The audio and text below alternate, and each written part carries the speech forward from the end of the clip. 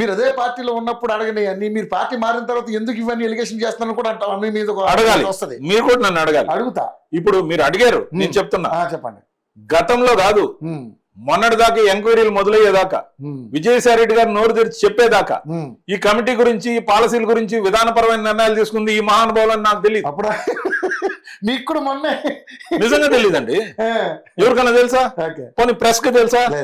Press ఇంత జరిగితే కూడా ఉప్పందితే రాస్తారు కదా, వాళ్ళకైనా తెలుసా పలానా వాళ్ళు ఈ పాలసీ తీసుకున్నారు? పాలసీ తీసుకున్నారు, జీవో వచ్చింది, జీవో ప్రకారం అన్నీ జరిగిపోయినాయి. కానీ ఒక్కసారి పాలసీలో ఇన్ని లొసుగులు వచ్చినాయి, పలానా వాళ్ళు పాలసీ చేశారు, కర్త కర్మ క్రియ పలానా వాడు అని చెప్పిన తర్వాత లోతుగా అధ్యయనం చేసే కొంది అన్ని డొల్లదనాలు కనపడుతున్నాయి. అంతే కదా. ఇప్పుడు విమర్శ కోసం విమర్శ నేను చేయట్లా. జగన్మోహన్ రెడ్డి గారు అంటే నాకు ఈ రోజు కూడా అభిమానం ఉంది, గౌరవం ఉంది. నేను చెప్తున్నా, ఎందుకంటే నేనున్న 6 సంవత్సరాల్లోనే నాకు ఒకవేళ ఎమ్మెల్సీ ఇవ్వలేకపోయినా ఆయన నాకు కార్పొరేషన్ చైర్మన్ గా నాకు పదవి ఇచ్చారు. భారతమ్మ గారు నన్ను ఆదరించారు. వాళ్ళిద్దరి గురించి నేను ఎప్పుడు చెడుగా మాట్లాడినా, అనేక ఇంటర్వ్యూల్లో చెప్పినప్పుడు ఇటువైపు ఉన్న కూటమి పార్టీల్లో కొందరు నన్ను జగన్మోహన్ రెడ్డి గారు కోవర్ట్ అని కూడా అన్నారు. వీటన్నిటికి నేను బెదరను, కానీ అభిమానం వేరు. అదే మీకు ఆ ఎమ్మెల్సీ ఇవ్వనందుకే పార్టీ మారారని కూడా మీ మీద ఆరోపణలు వచ్చాయి. ఏమండి, ఎమ్మెల్సీ ఇవ్వకపోతే, ఎమ్మెల్సీ ఇవ్వనప్పుడే పార్టీ మారుతారు. ఓడిపోయినానికి ఇంకో 8 నెలల నుండి మారుతారండి. అంటే ఏదో ఒకటి ఇచ్చారు కదా, పోలేదు అలా ఆపి పెట్టారు. అట్లని కాదు, అసహనంతోనే ఉన్నాడు. అసహనం అయితే ఉంటది. ఎందుకంటే ఈ రోజు కూడా జకియా ఖానం రాజీనామా చేశారు, రాయచోటి నుంచి ఎమ్మెల్సీగా ఉన్నారు. పోతుల సునీత గారు రాజీనామా చేశారు, బల్లి కళ్యాణ్ చక్రవర్తి గారు రాజీనామా చేశారు, మరి రాజశేఖర్ గారు అంటే ఆయన వ్యక్తిగా రాజీనామా చేశారు. సరే, ముఖ్యంగా జయమంగళ వెంకటరమణ పార్టీ కండువా కప్పుకోకముందు ఎమ్మెల్సీ. ఎవరండి పార్టీ కండువా కప్పుకోకుండా? మురుగుడు హనుమంతరావు గారు ఎమ్మెల్సీ. వాళ్ళందరికీ అర్జెంట్. ఇప్పుడు మనోడు ఒకడు ఉన్నాడు సకలం అని, అక్కడ అతను ఎవరికి చెప్తే వాళ్ళకి ఇచ్చేటమే.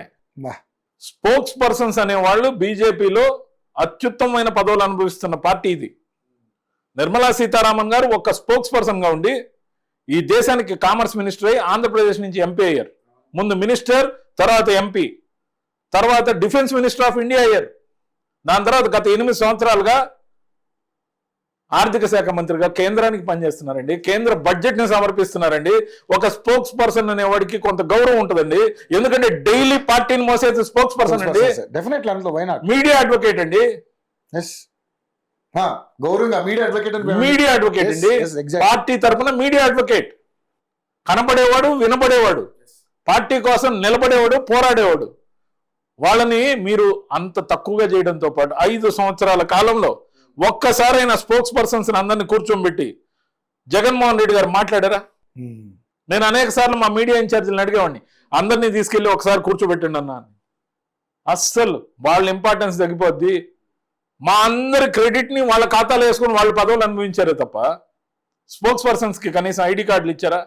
ఒక నాకుండింది, ఎక్కడన్నా మర్యాద ఉందా? వాసిరెడ్డి పద్మ గారికి నాకు ఎమ్మెల్సీ వస్తుందనుకుంటే ఇచ్చారా? స్పోక్స్ పర్సన్ ఒక్కరికన్నా ఎమ్మెల్సీ ఇచ్చారా? ఈరోజు అనురాధ్ గారు ఉన్నారు, స్పోక్స్ పర్సన్ గా పనిచేస్తే ఎమ్మెల్సీగా లేరా? అరే, ఎవరికి ఇవ్వాలి, ఎవరికి ఇవ్వద్దు, కులాల పరంగా విభజన చేసి తూకం వేసి మీరు పదవులు ఇవ్వడం ఏంటి? మాట్లాడని చేతగాని వాళ్ళకి, నోరు తెరిచి అసలు అక్షరం ముక్క రానివాడికి, ముఖ్యంగా చదువు ఒకటే కాదు, సంస్కారం ఒకటే కాదు, దాంతోపాటు 4 మాటలు, పెద్దల సభ, అది పెద్దల సభ అండి. కర్రి పద్మశ్రీ గారికి ఇచ్చారు, రాజీనామా చేశారు, ఏం సాధించారు? ఎవరెవరికో ఇచ్చారు. మీ ఇష్టం మీ పార్టీ. ఈ రోజు కూడా మీ ఇష్టం మీ పార్టీ, మీ ఇష్టం వచ్చినట్టు నడుపుకున్నారు. సకలం చేతిలో మొత్తం సకలం పెట్టారు.